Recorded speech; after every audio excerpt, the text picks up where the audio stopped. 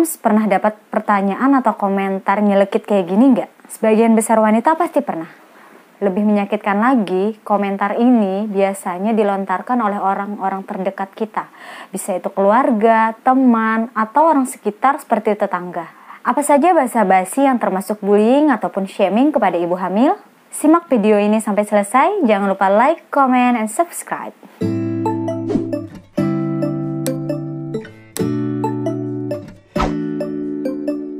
Satu. Wah, udah hamil ya? Selamat ya. Kok cepet banget sih? Perasaan baru kemarin deh nikahnya. Moms, kalau dapat ucapan selamat pakai bumbu kayak gitu, pada seneng nggak dengernya?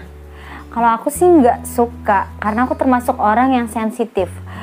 Dan para ibu hamil pada umumnya memang rata-rata pasti sensitif. Jadi hati-hati dengan kalimat tersebut ya, Mam. Kebayang nggak kalau komentar tersebut Mams layangkan kepada pasangan yang baru menikah 3 minggu, kemudian langsung hamil. Jadi misalnya, dia baru selesai haid saat menikah. Berarti haid pertamanya itu ada di 1 minggu sebelum dia menikah.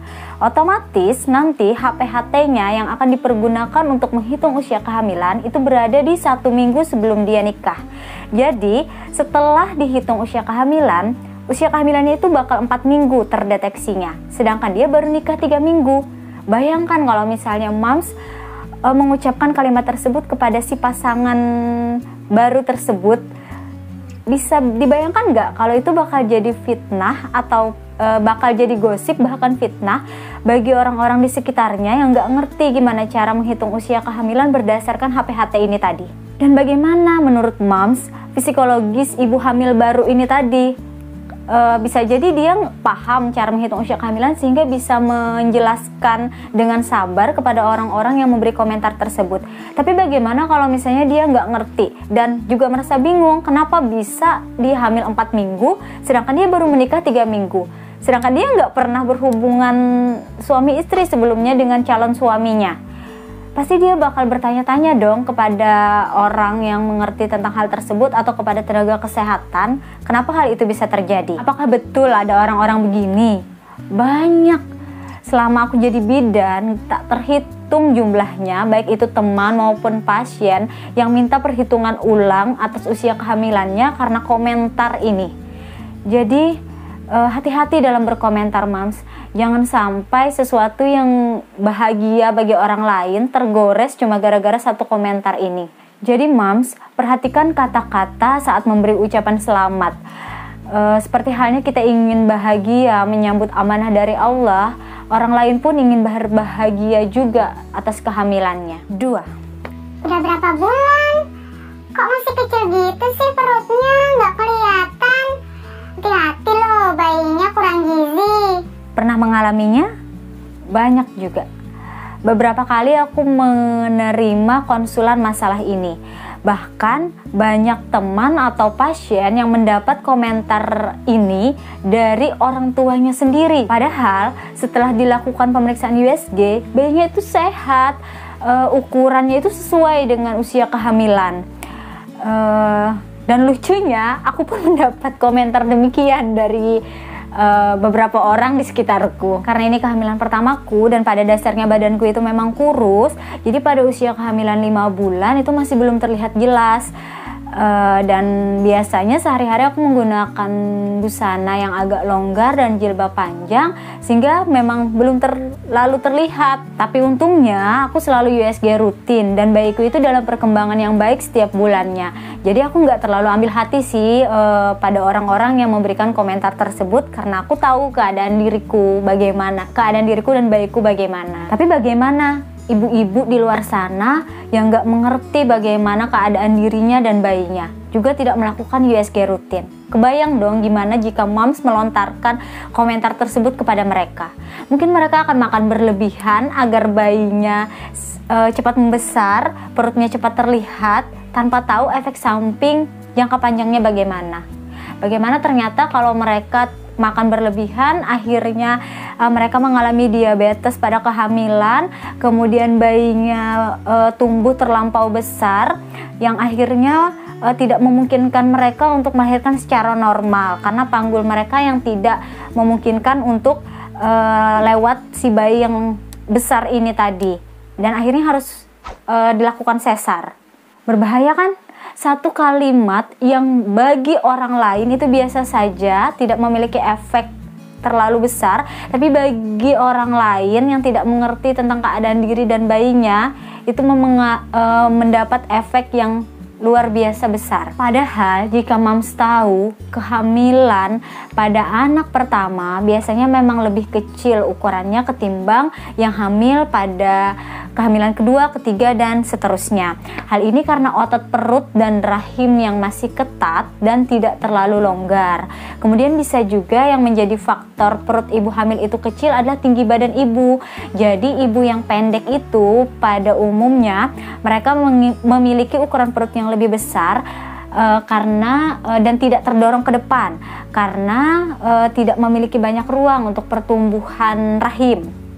Berbeda bagi wanita yang tinggi, yang mana rahim mereka dapat tumbuh ke depan maupun ke atas. Jadi dia tampak lebih kecil ketimbang ibu yang bertumbuh pendek. So, jangan katakan komentar ini jika moms memang tidak terlalu paham. Kecuali jika moms memang paham dan mendeteksi bahwa ibu hamil yang moms lihat itu kemungkinan besar mengalami kekurangan gizi. Nah, baru moms bisa memberikan saran tersebut. Kalau perlu ajak aja dia ke tenaga kesehatan terdekat, ke puskesmas atau rumah sakit terdekat untuk memeriksakan dan akhirnya dapat penanganan. Kan lebih bijak gitu moms. 3. Baru 7 bulan. Gedenya.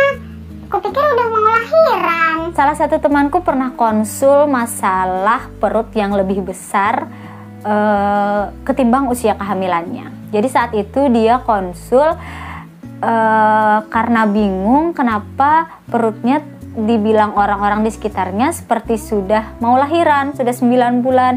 Sedangkan pada saat itu usia kehamilannya baru 7 bulan. Dia minta periksakan dong apa bayinya kira-kira normal atau gimana. Sebenarnya ini bukan masalah besar, tapi akan jadi masalah kalau kamu melontarkan kalimat ini kepada ibu hamil yang langsung hamil setelah menikah. Nah, biasanya mereka agak tersinggung dengan kalimat tersebut. Bayangkan dong, dia nikah terus langsung hamil. Otomatis usia kehamilan dan usia pernikahannya itu sama. Jadi saat dia hamil 7 bulan, umur pernikahannya pun 7 bulan. Kamu lontarkan kalimat kalau dia hamil 9 bulan. Ukuran perutnya itu besar kayak 9 bulan. Beberapa orang yang nggak tahu alurnya akan mikir, oh MBA nih. Bayangkan gimana perasaan si ibu hamil ini tadi mendengar kalimat tersebut. Apalagi sampai terjadi gosip atau fitnah di sekitarnya. Mungkin orang-orang yang mengatakan kalimat tersebut itu berniat baik.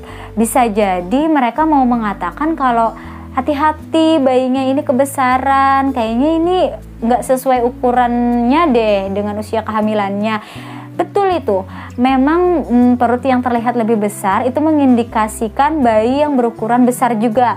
Bisa juga ibunya ternyata menderita diabetes pada kehamilan. Jadi memang perlu penanganan lebih lanjut kalau misalnya mendapati ibu hamil dengan kondisi tersebut.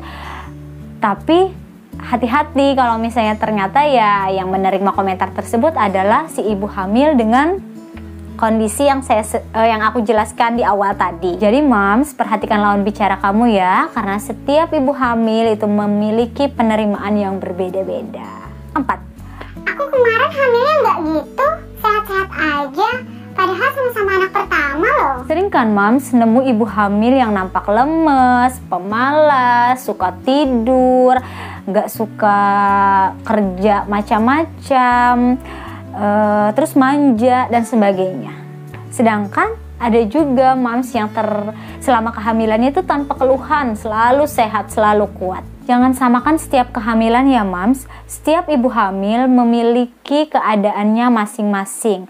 Bersyukurlah jika moms diberkahi dengan kehamilan yang sehat tanpa keluhan. Tapi di luar sana banyak sekali ibu hamil yang memiliki kondisi kesehatan yang kurang baik selama kehamilannya. Bisa jadi dia mual muntah berlebihan, bisa jadi dia sering perdarahan, malah ancaman keguguran yang mengharuskan dia bolak-balik rumah sakit untuk dirawat. Jadi tidak bisa disamakan dengan moms yang setiap harinya bisa kerja, setiap harinya bisa angkat ini angkat itu, sedangkan pada kondisi kehamilan mereka itu tuh kehamilan khusus. Pada ibu hamil yang ancaman keguguran saja mereka harus bed rest total, tidak boleh melakukan pekerjaan berat, malah harus rebahan aja di tempat tidur, cuma diperbolehkan jalan untuk ke kamar mandi.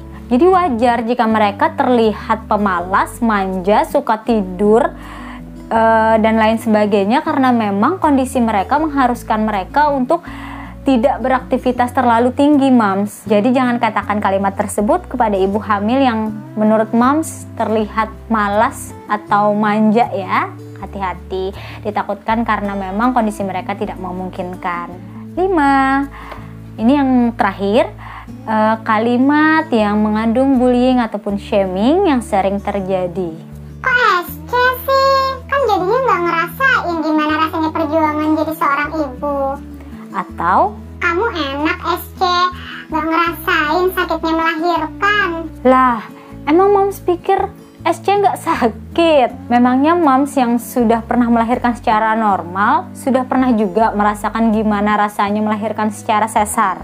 Apapun jalannya moms, melahirkan secara normal maupun sesar itu sama-sama berjuang. Normal berjuang menahan sakit sebelum dan saat proses melahirkan itu, sedangkan sesar dia berjuang menahan sakit setelah proses sesar itu selesai. Kan sama-sama ada luka moms, malah luka sesar lebih dalam dan lebih besar. Bisa jadi moms, ibu-ibu yang moms komentari tersebut adalah orang-orang yang pada awalnya sangat berjuang ingin melahirkan normal, tapi keadaan tidak memungkinkan.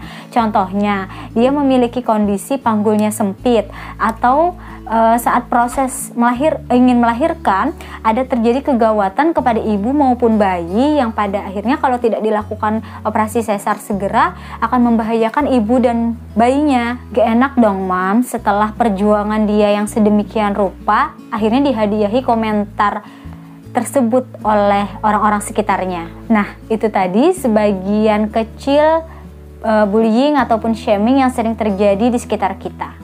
Faktanya masih banyak kalimat lain yang mengandung bullying maupun shaming kepada ibu hamil di sekitar kita. Mulai dikurang-kurangin ya moms. Lebih baik kita memberi semangat kepada sesama ibu hamil, atau saran kalau memang moms memiliki pengalaman berlebih, mari bahagiakan ibu hamil lain seperti halnya moms ingin bahagia saat hamil. Oke, sampai di sini dulu videonya. Sampai jumpa di video berikutnya. Assalamualaikum warahmatullahi wabarakatuh.